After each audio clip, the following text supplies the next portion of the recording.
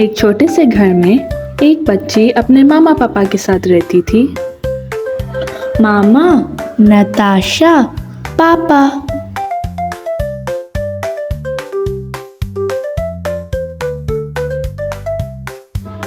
नताशा 7 साल की थी और हमेशा खुश रहती थी। स्कूल में भी उसके बहुत दोस्त थे।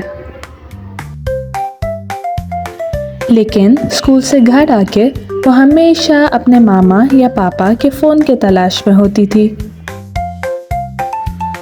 उसे जहाँ भी मिलता था वो वहीं बैठ के अपना फेवरेट शो या गेम खेलने लग जाती थी। लेकिन पता नहीं क्यों उसकी मामा को पसंद ही नहीं था उसका मोबाइल लेना। दूसरी तरफ उसकी अम्मी सोच रही थी, फिर कहीं मोबाइल लेके ही बैठी होगी।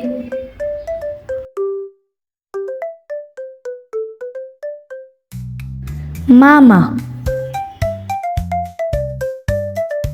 नताशा बेटा तुम नहाई हो जब से स्कूल से आई हो?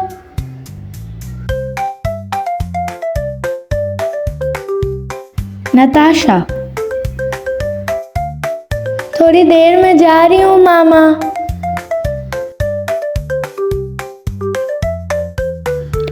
पंद्रह मिनट के बाद बेटा नहाने घुसी?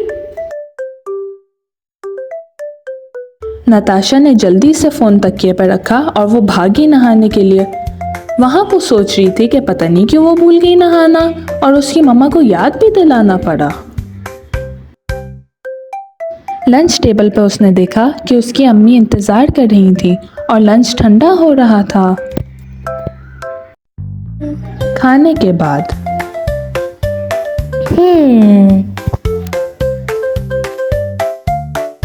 उस शाम जब वो किचन में गई तो उसने देखा जिस अलमारी में हमेशा बिस्किट्स, केक्स और चिप्स होते हैं वहाँ आज कुछ भी नहीं था।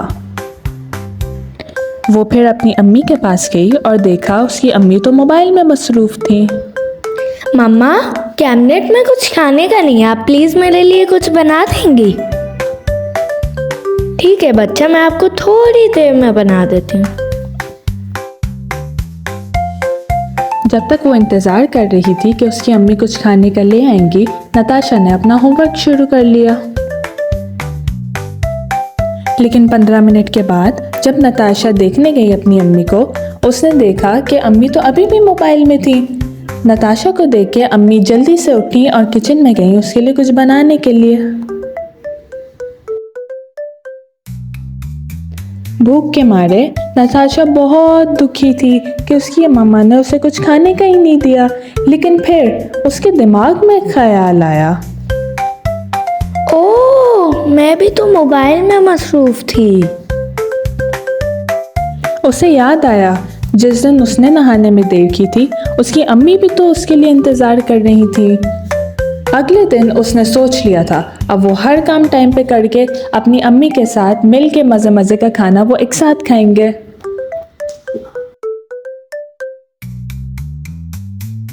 अगले दिन जब वो स्कूल से आई, मामा रुके, मैं नहा के आई, फिर हम साथ टेबल लगा के खाना खाते हैं। उसकी अम्मी जान उसका ये बदलावा देख के बहुत खुश हुई और उसे हंसते हंसते गले लग गईं। आपको क्या लगता है, क्या ये मामा ने जानबूझ के किया उसे सिखाने के लिए?